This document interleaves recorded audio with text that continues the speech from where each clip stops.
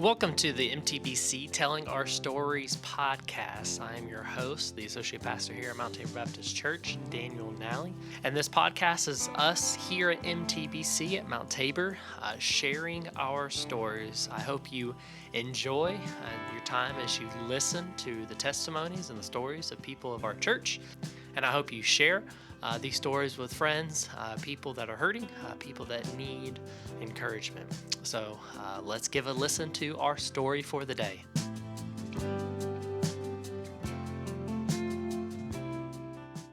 All right, we are back here with MTBC Telling Our Stories, and today I have Miss Jessica Sears sitting down with us.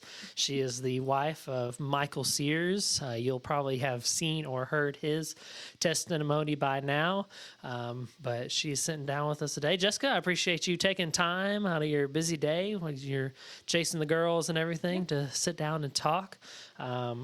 Before we really dive into your story of how you met Jesus, I'd like the people to kind of get to know who you are, things you enjoy, hobbies, family, whatever you want to share. Okay. Well, I'm married to Michael. We've been married 13 years. I guess it'll be 14 this year. Yeah. Which is crazy. We have been together quite a while. We started dating in 2005 of our senior year, high school. We dated 7 years before he popped the question. I didn't think it was ever going to happen, but it did. Shots fired. But no, we have 3 children. I know Michael kind of shared that. We have Everett. We just celebrated his 8th birthday this past October. We try to celebrate his birthday every year, and I'll probably expound upon that a little bit later too. And then we have Ellis. She will be 7 next Sunday, and then we have Emma. She'll be 2 in May. So they keep us pretty busy. And I grew up in Anderson, born and raised here. And hobby-wise, I don't know. I enjoy reading on occasion, crafting, shopping. Okay. Just spending time with family and friends. Is there any place you like to shop? Like, are you a Target person? I do like Target. Okay. I like Hobby Lobby. Hobby Lobby, okay. Yeah. Home Goods. Home Goods, yeah, I like that. I like Home Goods. Just throwing something out. There's a store in Seneca called the Orange Horse. Oh, yeah. It's like this warehouse. I don't know if it's like surplus, liquidation stuff. It was actually there yesterday, and you can usually find some pretty good deals in there. Nice. So, yeah. There you go. But other than that, I just stay-at-home mom. That's a new thing. I used to teach preschool, but after I had Emma, decided to stay at the house with her. And I'm also me and Ellis have started doing a hybrid homeschool. So she's at home 2 days out of the week where we homeschool, and then she goes 3 days to a local church for her classes and things like that. So that's awesome. So yeah, new territory, but it's been good. Yeah. That been working well. Enjoying it. I'm enjoying it. Yeah. Good, Yeah. okay. It's been a little bit of a learning curve for me and her both. I think just kind of getting past the role of mom daughter to teacher student. Sometimes there's that. Yeah, switching that. Sometimes there's some little clashing and whatnot, but it's been good. Yeah, good. Yeah, I think all those things just take some time, probably. Oh, yeah, it does. It does, yeah. But she's doing really well. We're proud of her, so.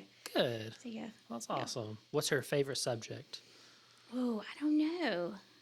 I'd have to ask her. Yeah. She seems to enjoy everything. She's got a little knack for reading. She's picking that up pretty good, but I feel like she's pretty good at math, too. Okay. That was never one of my strong suits, math.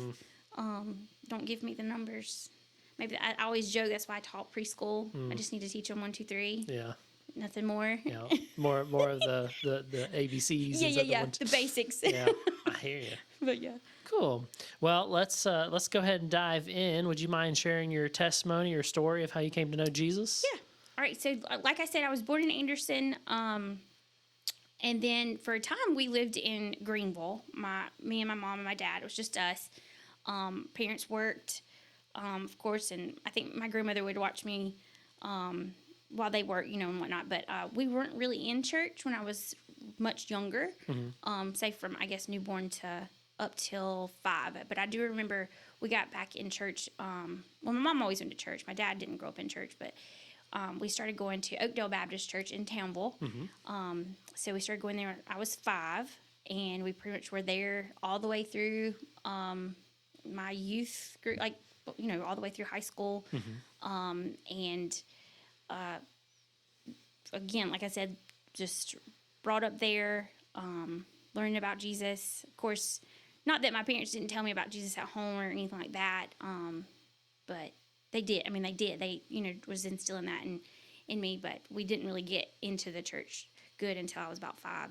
And then from there, I would say, I can't pinpoint the exact date like Michael did, but I know at 9 is when I got saved. Okay. I do remember that. I told Michael, I was talking to him about it. My aunt and uncle had gotten me this really small, compact Bible, pink Bible, and it had a little snap on it. And in the back of it, I had wrote, I got saved when I was 9 years old. So it's like, it's kind of just, I don't know, if a memento or something. It's just like a visual of that time. And then I'd say after that, again, just growing up in the church and being around it all the time, I think I started kind of like doubting. I struggled with doubt, questioning my salvation. And I was actually talking to Michael about that too. I was like, looking back on it now, I think it was just I was looking to myself as opposed to looking to Christ and what he had done or what he does for us. And it's a done deal. He just wants us to trust and believe him. And he says he has us. And I'd be lying if I said I didn't have moments still, even to this day, where I'm like, oh gosh, Lord, you got me, right? You got me. I'm yours, right? But I remember especially going through like my teenage years, the littlest mistake, I'd be like, oh, I don't know. Am I really saved? Did I really follow through with what I said I was going to do? But I was basing it all on my works or what I did or didn't do. And again, it's all what Christ does. And us just trusting him and just believing. And you need to say that louder for the people in the back. That's what I'm talking about right there. Yeah, I mean, that's what you nailed it right there. What's the perspective on, or who's the perspective on, I should say. Right, exactly. Yeah.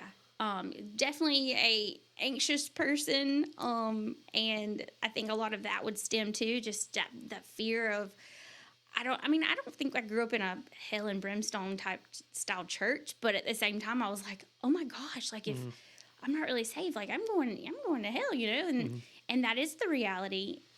But in my mind, I guess I was thinking, oh, well, I'm not perfect. I gotta have it just right. And I tend to be that also, anxious, perfectionist, and it can be a mess. But again, not about me.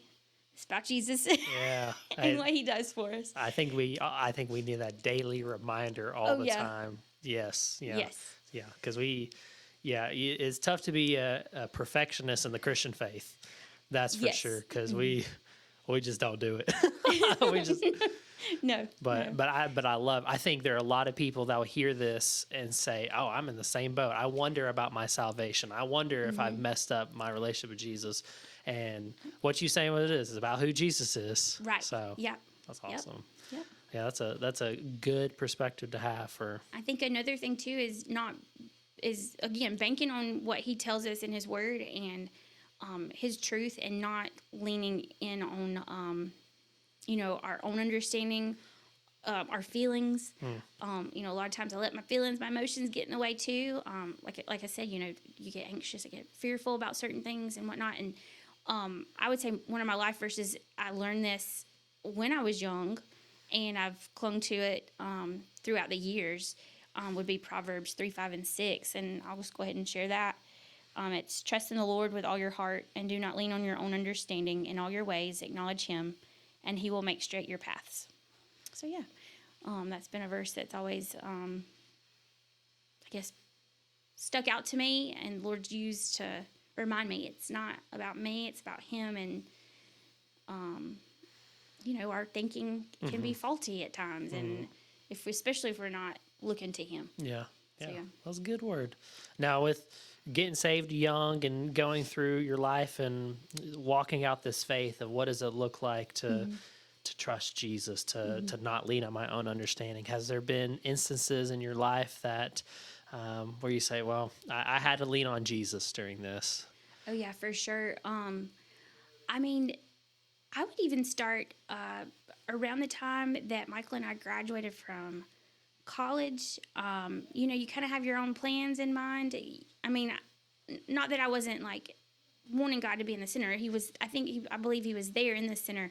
It's just I think you kind of get, especially I don't know if it's a woman thing, but you kind of have all these plans of like, this is how I want things to go. I'm gonna get this degree, and I'm gonna get this job, and get married this time, and have my children at this time. I don't know if that's just a woman thing. It might be a guy thing too. I have no idea. I mean, I think the family aspect maybe The family but aspect. I think guys do. We do have game plans, just in a different way. But I think you kind of get it all mapped up out in your mind, but then it ends up happening in a different way than you weren't expecting, and you kind of step back, and I've had to do that, step back and say, okay, it might not be the way that I wanted things to lay out, but he has worked, and he brought it about the way he would have to do it, have it done. So after I graduated from college, I got a degree in early childhood. So my plan was to teach in education, public education, and everywhere I applied locally, I wanted to be kind of here, back around here in hometown, and nobody was hiring. Nobody was taking anybody, and so that was really discouraging. I would be met with, "We need somebody with experience," know. And it's like, well, I can't gain experience if you don't allow me the opportunity. The age-old question: how can I get experience if you don't give me experience? Yeah, right. So, again, just discouraging with that. And I'm like, well, I thought this is what I was supposed to be doing. This is the plan. And again, like Michael said, we got married got engaged in 2011. We were married in October of 2012, and this was kind of the beginning of that year. The Lord did provide a job for me for about a year and a half in a school as a long-term sub. Okay. So the teacher had gone out on medical leave, just different circumstances, and I was allowed the opportunity to fill in that room. It was a 4K room. It was interesting. The school itself, the dynamic of the students, the families, it was nothing that I had ever experienced before, even in college. Just some rough situations, but I enjoyed my time there. And so I was actually told that I would have a position after the long-term sub kind of gig ran out. And then it kind of got ripped out from under me. So again, I was like, oh no. And I knew, we had already set our wedding date. So I was like, I got to get a job, and he was about to graduate from x-ray school, and only a couple of them would be hired on. Okay. So there was that too. Like Michael might not unknown, right. Michael might not have a job either, but the Lord provided. I started looking into more like private education settings, preschools, and I was given a job at a local preschool in town, and then of course Michael was hired on. So he made a way. Yeah. He made a way, even though it wasn't necessarily my plan or how I would have done things. He made a way. Yeah. And looking back now, I know that was how God was orchestrating everything. So fast forward to 2016, when we had our son. That was our first pregnancy. Took us a couple years to be able to conceive, and so that was kind of a struggle in itself. And so we found out we were having Everett, and we were just kind of so excited. And at that time, I was working at Covenant Christian Academy, and so it was a blessing that I didn't know would be a blessing until when we found out that Everett was going to be born with half of a heart, that I would need, I guess, I'm getting tongue tied. I'm sorry. Yeah. So I was going to have to go out with him and be his full-time, not just mom, but his nurse and everything. Because Michael was our main provider. He kept working and to make sure we had income and things like that. So, but the directors at the time, I was just like, well, I'm going to end up, losing my job. I'm going to have to I can't, I don't know what I'm going to do. And they approached me one day and they were like, you know what? We're going to save your position. we're going to kind of just bring some people in to kind of fill in for the time. And, you know, when the time is right, they're like, you know, we'll bring you back on staff and whatnot. And so I was like, wow, that's really, you know, I wouldn't have gotten that opportunity if I was in a public setting, public school setting. Yeah. And so looking back at that, it's like, you know, again, God was orchestrating what he wanted. He had a plan in mind. Of course, like Michael shared, we had Everett almost 3 months. And then he went into cardiac arrest on the morning of New Year's Eve on 2016. And it was kind of like you had that in the back of your mind, that scenario, but at the same time, it was like you didn't really want to, like, I guess, accept that might be a possibility. So I think that was probably maybe the biggest thing I've ever walked through, is the loss of our son. I guess you'd say trial-wise. I mean, growing up, you know, families aren't perfect. We all have our faults and things like that, but I've never walked through something like that. I mean, I had lost a grandparent or a close relative or things like that, but never anything that significant. And I think when we're faced with those situations, you know, you do question, like Michael had shared, we do question our faith and our just God himself. We question, we say, well, you know, what's the purpose in all this? Or, you know, why do we have to walk something like this that's so hard? And again, not leaning on our own understanding, just trusting that he's going to make a way and that he's faithful to us.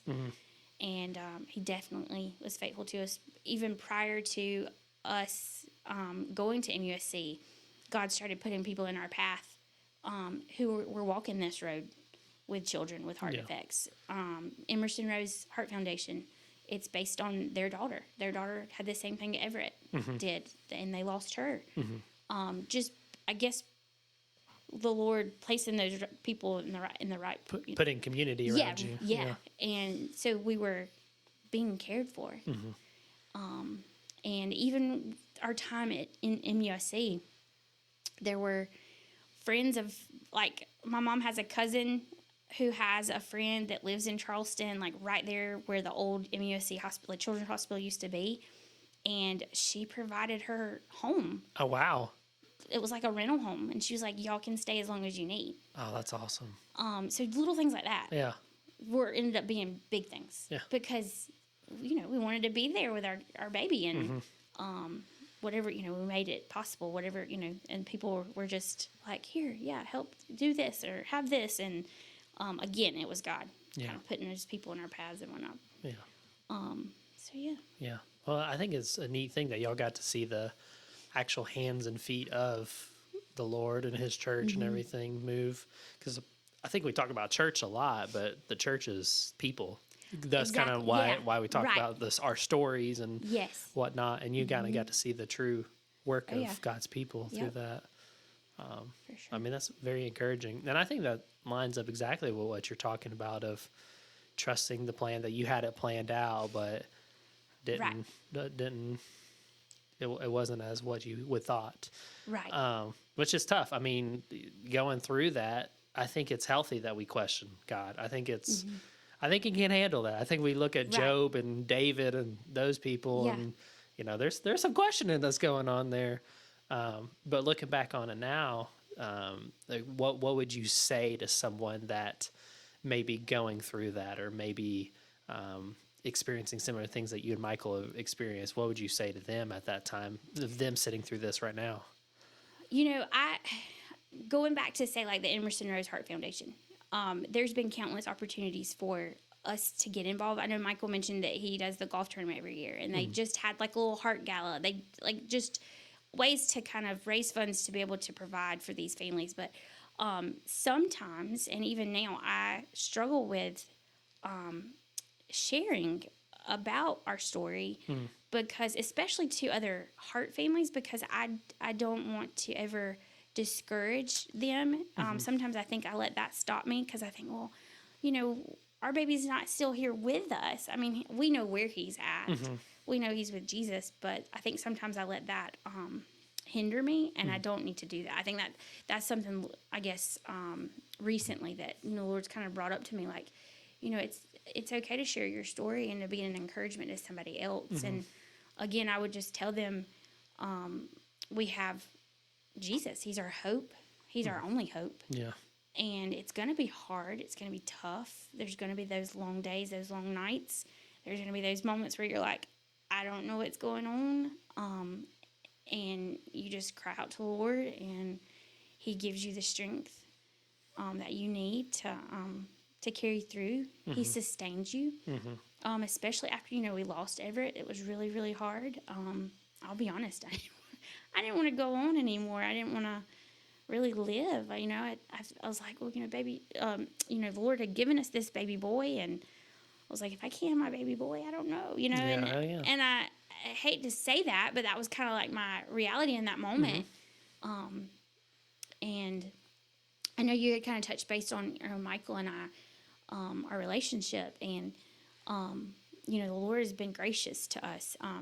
There was a time, like right after, like a few months, after we lost Everett, where it was just like we were kind of shutting down and kind of keeping everything inward, and not really. I don't want to say we weren't there for one another. I think it was, we struggled with how to comfort each other. Yeah. And now I will say, in that time, it was almost like the Lord would kind of like, if Michael was in a valley and he was really struggling, I was a little bit, I was kind of, I guess, the stronger one in a sense. And then it was like we would kind of rotate. So we were never really, like, I guess, down in the dumps Together in a sense, but it was touch and go, because we really had to say, what, we don't know why this is taking place, but God's got us, and he knows the reason. We've got to choose to trust him and seek him. And I think you just hit on something big. Y'all had to choose to trust him. Exactly. The phrase here in Clemson territory is all in, yes. right? All in for you. I mean, I know you, Michael, y'all are a big Clemson fan, but there comes points in our faith that we have to say, I'm all in.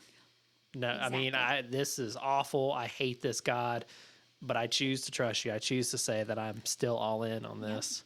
And I think that's something key that both you and his story is that through all of it, y'all still choose to say, we all in with this, with our faith in Jesus. Oh, yeah. So, yeah. and that's encouragement for, I know, like you were saying, you struggle with sharing your story with others and everything, but I think people could still see. With the actions speak louder than words, in a sense. Right. So I don't want you to be discouraged in that. I want to give you some encouragement to say that people see y'all's faith and people see y'all's commitment to the Lord, and so still share your story. I think it's powerful, and I think it's share it. But I don't want you to beat yourself down on that. Yeah. And I think a lot of it was more so because even my doctor, my OB or whatever, there's been several times that she's had patients come through, and they're being faced with what me and Michael were faced with, and she'd be like, "Is it okay if I share your name and number?" And I'm like, "Absolutely." And I don't know that there's really been many that have reached out, but just, I guess, having the willingness to share, and I guess the big thing is to not be afraid. To think that I'm going to be a discouragement to these families that are walking this path, because I don't know what the Lord has planned for their baby. I actually have a cousin, first cousin. It's one of my mom's brothers, one of her sons. His firstborn was actually born with a heart defect as well, and it was crazy because it was like within. Everett came in 2016, and their son Rollins was born in 2017. And it was like, hey, what's going on? Is this some kind of like family genetic thing? And it wasn't. There's no connection. And so I have been able to, it's not me, it's what the Lord has done through Michael and I's story with Everett, but we're able to kind of minister to them and kind of be there for them. And again, Rollins is doing well now. He's 7, and rambunctious. And Yeah. he's Getting a after cool it. kid, you know, Yeah. and he's rocking that scar. All the heart babies have that scar on their chest, their zipper. And so, yeah, just I guess that was a way that, just thinking about it, that was a way that I was kind of an encouragement to someone else. Yeah. That's true. So, yeah. Yeah. Yeah. I think the Lord always uses our stories to help others through those things. Um, Brain blockage there. I'll have to cut this part. It's okay. So, Jessica, when you look at your relationship with Jesus, can you summarize it in one sentence or like a word or something like that? When you look at your relationship with Jesus, can you summarize in a sentence or a word? Okay. Let's see. I think here lately it's been, again, he's my hope. He is who I need to cling to, no matter what. Okay. To not let anything like, say, fears or anything like that to get in the way. To just, I think trust is a big word. To really take him at his word, that he's got me, and that he'll do a work. And if I'm just willing to like let him use me, to be available to that. So yeah, I would say trust. Again, his faithfulness. Yeah. Going back to, I feel like I'm kind of jumping around, but going back to after we lost Everett, it wasn't too long after that we found out we were having Ellis, and even prior to me knowing that I was gonna have another baby, I remember an evening being at the house. Our family was over. It may have been like a few weeks after, Everett's service and everything, and again, just crying. My mom was with me, my sister, and they were, just being an encouragement. And I told him, I was like, if the Lord allows us to have another baby and it's a girl, I would love for her middle name to be Hope, because he is our hope. Yeah. And lo and behold, we found out we were having our Ellis Hope. Yep. And Ellis kind of derives from, I might be saying this wrong, Elijah. It's something kind of along those lines. I think it means Lord is my God. And then, of course, Hope. Elohim. Yeah, something kind of along yeah. those lines. So her name definitely has some meaning to it. And, after I had her, I walked a dark road with postpartum depression. Just the grief still from losing Everett, just a lot. The female body's crazy, hormones and things like that. So there were some days I'm just like, ooh, this is dark, I've got another baby. Of course, she doesn't take the place of Everett by any means, but he allowed this, little ray of sunshine to come into our lives, and she's been a joy for us, and now little Emma. Because there was a time, too, especially because of this time after having Ellis, it was discouraging to kind of walk through that. I didn't really know exactly what was going on in my mind and whatnot. And to say to that, if there's a mother out there listening that's walking through something such as postpartum depression, it's a real thing, and you're not crazy. And it's okay to seek help. That's right. It's okay to confide in your husband, because there was times where I was like, he's going to think I'm a nut, but I need to get the help that I need so I can take care of my baby. And so again, I did for a time let that fear of what I walked through to keep me from like, okay, I don't know if I want to have another one. I think we're done, But then it was like Michael and I, we don't want Ellis to be alone per se. We want her to have a sibling and whatnot. So the Lord blessed us with Emma in 2023 and Emma. Grace. Grace, yeah. That's right, Emma Grace. Yeah. Again, he's just gracious to us. I mean, he really is. We deserve nothing that he does for us, but he's just so good to us. But he still gives us hope and grace. Oh, yeah, definitely. For sure. Yeah. Well, it's a beautiful story of Lord's faithfulness, y'all's trust in the Lord. It's not all peaches and rainbows. No. we need to be able to speak up and ask for help when we need it. We cry out to the Lord and cry out to others. Definitely. So yeah, again, he's our sustainer, but I do believe that God places certain people, doctors, whatever it may be, therapists and things in our paths to help us in times of need if that's what we need. But again, he's the one that's sustaining us, and he carries us through even when we don't think we can even, crawl or get by. He's holding us. Yep.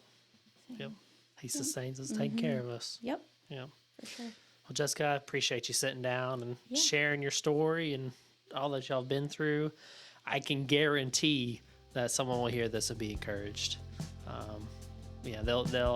I can guarantee that people will hear the hope and grace of Jesus through y'all's story. But thank you again. Yeah. And we look forward to see what the Lord's going to do. Absolutely.